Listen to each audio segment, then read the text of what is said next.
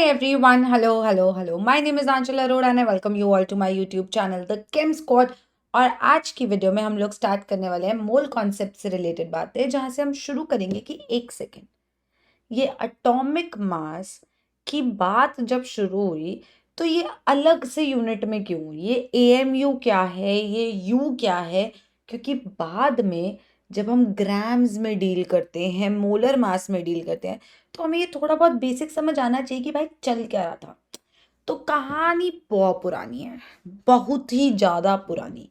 जब एक आदमी था डाल्टन, और उसने बोला था कि किसी भी मैटर को तोड़ते जाओ तोड़ते जाओ तोड़ते जाओ तोड़ते जाओ तोड़ते जाओ, तो जो आखिर में बचेगा, जिसको आप फर्दर नहीं ब्रेक डाउन कर पाओगे, उसको हम एटम बोलेंगे। जो स्मॉलेस्ट पार्टिकल उसने बोला था। खैर, फिर मॉडर्न थ्योरी आई, बेचारे की बात थोड़ी सी खराब हो गई, but that was helpful. That told us कि एटम बहुत बहुत छोटू है, बहुत छोटू। कितना छोटू? ऐसे विजुलाइज कराओ, मुझे कैसे पता कितना छोटा? बॉल जितना, उससे भी छोटा, कितना छोटा? मैं कैसे इमेजिन करूं कि कितना छोटा होता है एक एटम? तो देखते हैं। एक हाइड्रोजन एटम का मास स्पेक्ट्रोस्कोपी से, जो एक मेथड है जिससे ये एटॉमिक मासेस निकाले जाते हैं, उससे निकालो तो हमारी भाषा में, जो ग्राम्स की भाषा है, जो हमें समझ आती है, उसमें ये था कि 1.67 इंटू 10⁻⁻24 ग्राम्स था। 10⁻24 नहीं, -24। 1.67 ग्राम्स नहीं, 1.67 into 10⁻⁻24 grams, which is basically 1.67 divided by 10⁻24। ये वैल्यू है ग्राम्स में एक हाइड्रोजन एटम के। फिर भी अगर दिक्कत है तो ऐसे सोचो कि 100 ग्राम तो हम लोग रिलेट कर पाते हैं ना, कि 100 ग्राम, हाँ ठीक है 100 ग्राम। 100 ग्राम में कितने हाइड्रोजन एटम्स मैं तोल सकती हूँ? ऐसे सोचें। जैसे अब मुझे 100 ग्राम तुलवाना है, तो मैं टमाटर कितने तुल सकते हैं या कितनी मिर्ची आ सकती है, ये सोचती हूँ। ऐसे ही अगर मैं सोचूं कि मेरे को 100 ग्राम हाइड्रोजन एटम्स चाहिए, कितने हाइड्रोजन एटम्स उसमें तुल जाएंगे?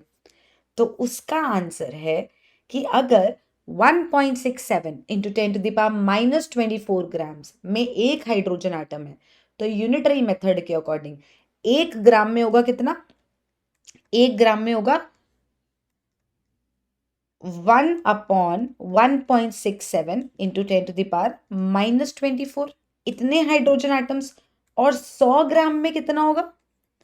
100 इंटू 1/1.67 इंटू 10⁻⁻24, इतने हाइड्रोजन एटम्स होंगे, which comes out to what? Which comes out to this number. ध्यान से देखो, 59.88 इंटू 10⁻24। अभी भी चमका। अब देखो, 598800000000 चलता ही रहा, 22 जीरो है आगे।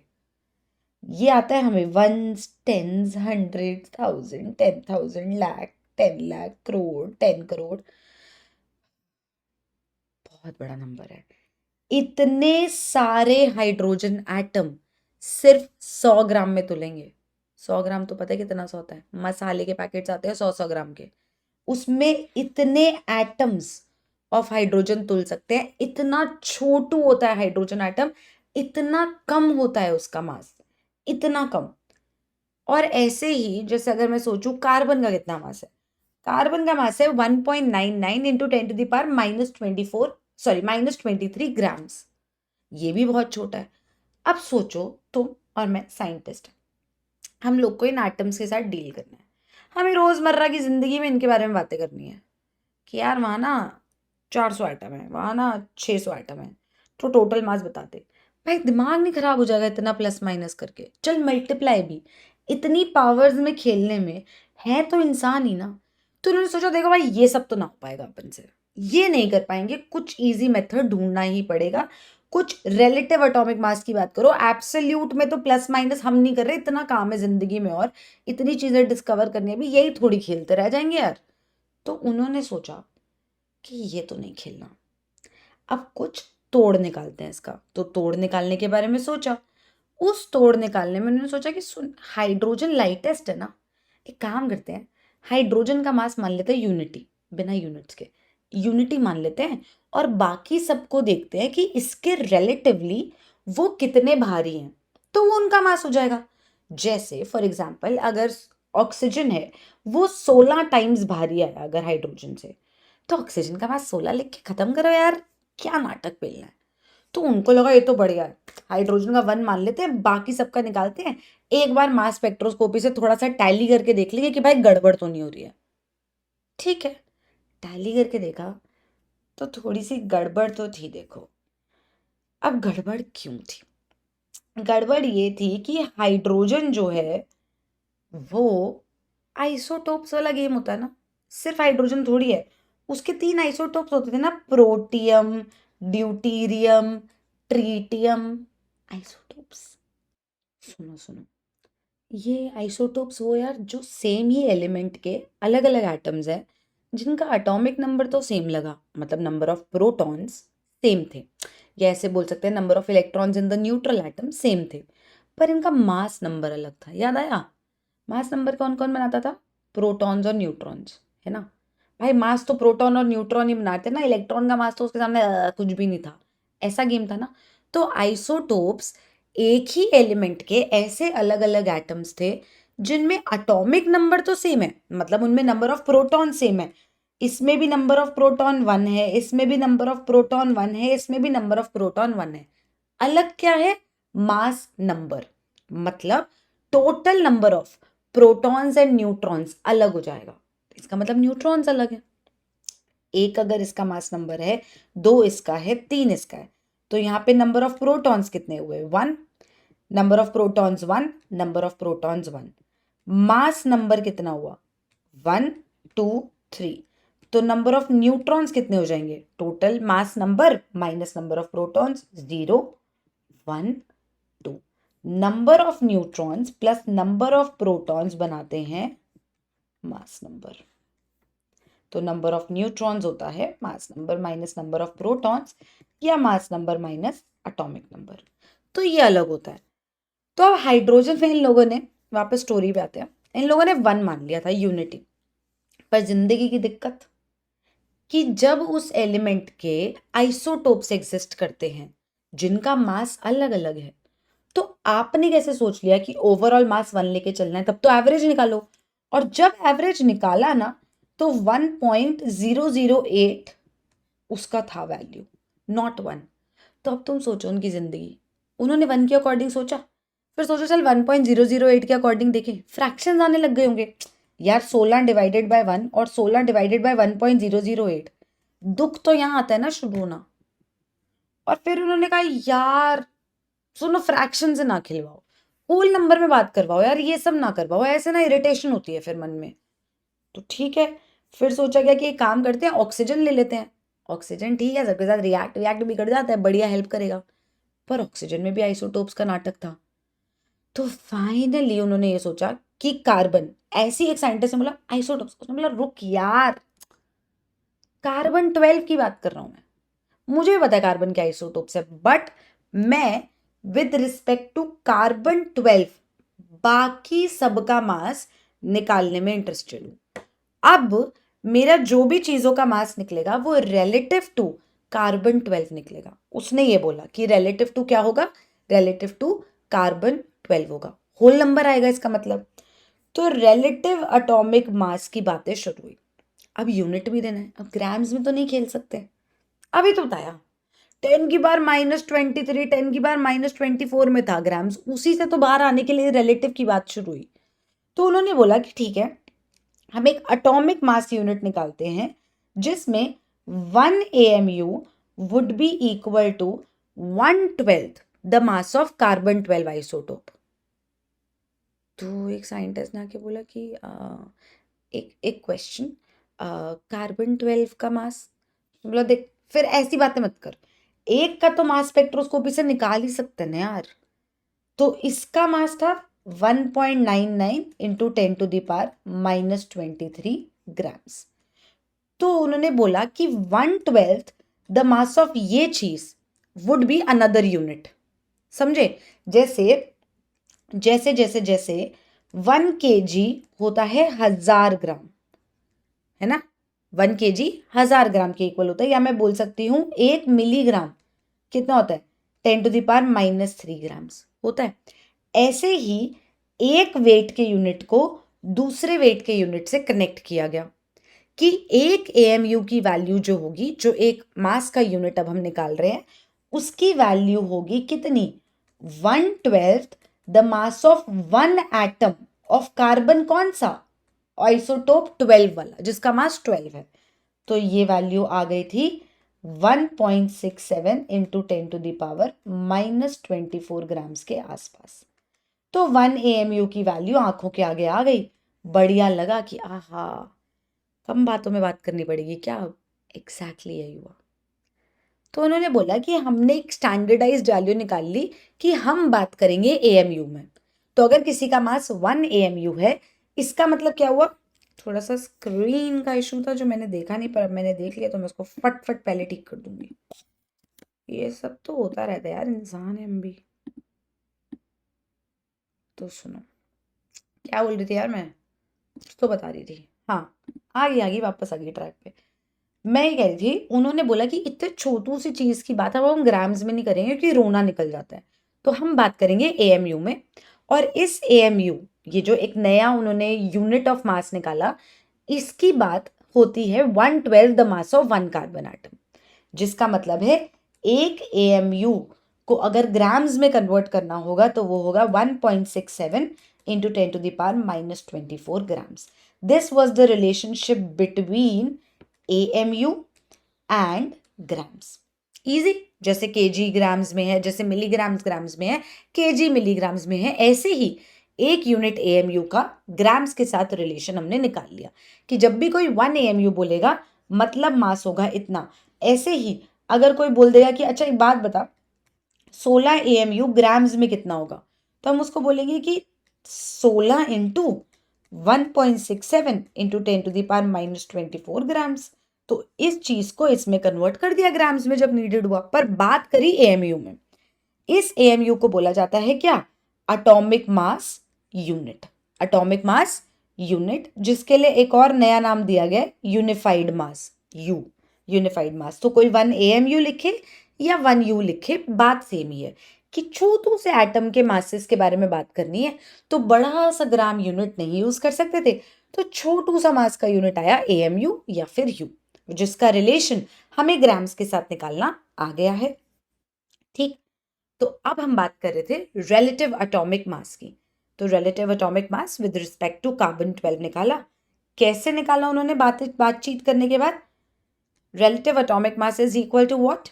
The mass of one atom of an element divided by 1/12 the mass of carbon 12 isotope, इसके रिस्पेक्ट में निकाला। तो ये फॉर्मूला आ गया। ठीक है, अब अगर हम बात करें कि और कोई फॉर्मूला भी है, तो हाँ है। रिलेटिव एटॉमिक मास का दूसरा फॉर्मूला कैसे आया, वो बात हम थोड़ा सा ध्यान से करते हैं। ठीक, एक ये वाली बात तो समझ आ गई कि इसके रिस्पेक्ट में निकाला गया था, एक तो ये आईफोन की ट्रिक्स, इसके रिस्पेक्ट में निकाला गया था 1/12 the mass of carbon 12 isotope. ये रिलेटिव एटॉमिक मास था which was the mass of one element related to something else. What was that something else? Carbon 12 isotope के रिलेशन में निकाला गया था अपनी जिंदगी आसान करने के लिए। दूसरा फॉर्मूला कैसे निकालेंगे सोचो।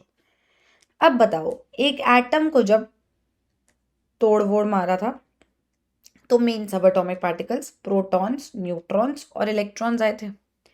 अच्छा, ये इलेक्ट्रॉन्स का मास इनके रिस्पेक्ट में तो ना के बराबर था, है ना, मतलब मजा नहीं आया। तो इलेक्ट्रॉन्स का मास नहीं कंसिडर किया जाता ना जब मास की बात होती है, negligible with respect to the mass of protons and neutrons. And proton और न्यूट्रॉन का मास ऑलमोस्ट सिमिलर ही होता है। तो हम ये बोलते हैं कि एटम का जो पूरा मास है वो सिचुएटेड होता है उसके न्यूक्लियस में, क्योंकि न्यूक्लियस में ये दो भाई बैठे होते हैं। याद आई ये सब बातें, बिल्कुल बेसिक वाली बातें, बट मैं रिकॉल कराना चाह रही थी कि एटम के जब मास की बात होती है तो इलेक्ट्रॉन्स के मास को नहीं कंसिडर किया जाता। जो दो लोग एक्चुअली एटम के मास को डिसाइड करते हैं वो होते हैं प्रोटॉन और न्यूट्रॉन। जिन दो भाइयों को साथ में मिलके क्या बोला जाता है, इनको साथ में मिला के बोला जाता है न्यूक्लियॉन्स। तो न्यूक्लियॉन्स क्या होते हैं, number of proton and neutron in the nucleus of the atom, ठीक है। और यही न्यूक्लियस डिसाइड करते हैं मास। अब आपने एटम की रिप्रेजेंटेशन पढ़ी हुई है, जहां पे उसके चरणों में लिखा जाता है एटॉमिक नंबर और उसके सर पे बिठाया जाता है mass number.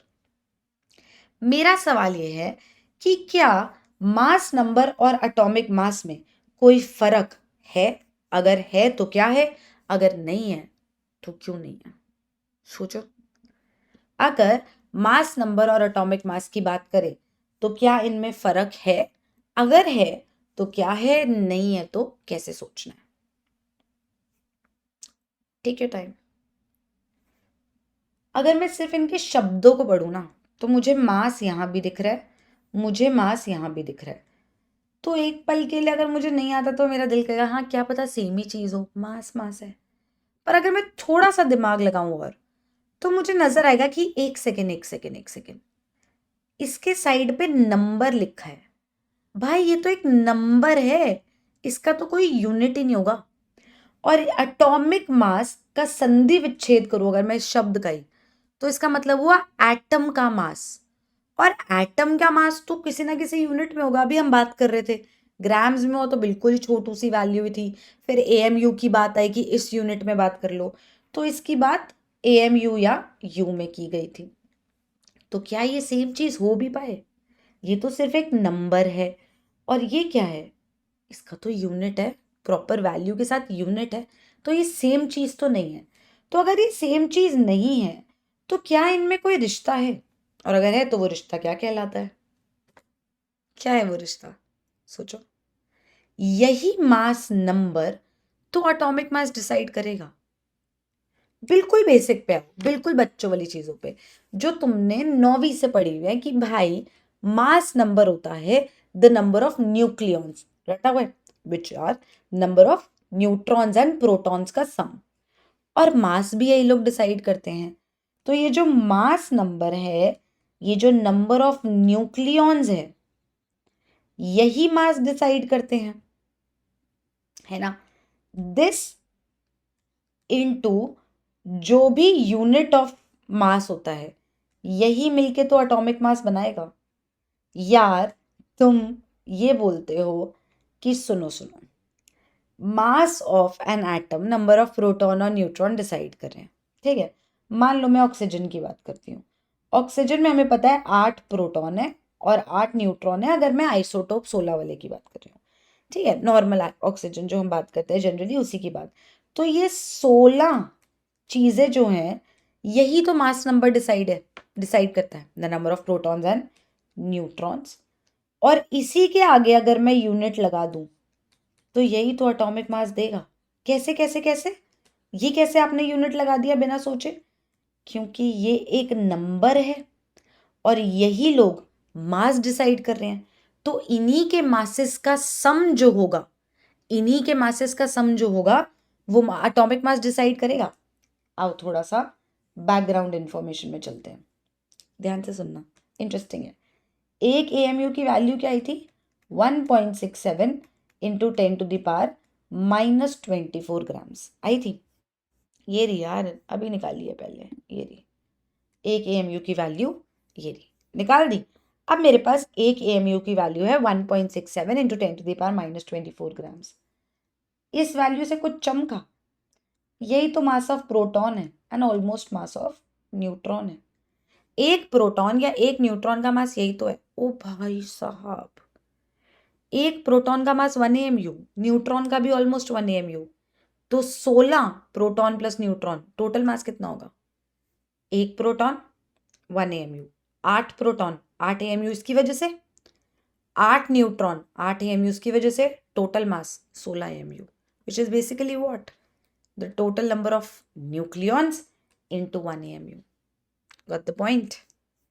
Got the point? एक और बार समझाऊं किसी और एग्जाम्पल को लेके? और नाइट्रोजन की बात करते हैं, नाइट्रोजन 14 की बात करते हैं। मतलब ऐसा वाला आइसोटोप जिसमें प्रोटॉन्स जो है एटॉमिक नंबर 7 और न्यूट्रॉन्स कितने हो गए, मास नंबर माइनस एटॉमिक नंबर, ये भी 7। इसका मास नंबर क्या होगा, which is the number of nucleons, and इसका एटॉमिक मास क्या होगा ना।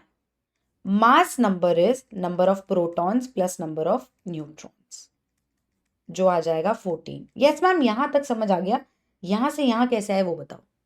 ये दोनों क्या इक्वल चीज है, नहीं, वो एक नंबर है, वो एक मास है, तो इक्वल तो नहीं है, पर उनमें रिलेशन है।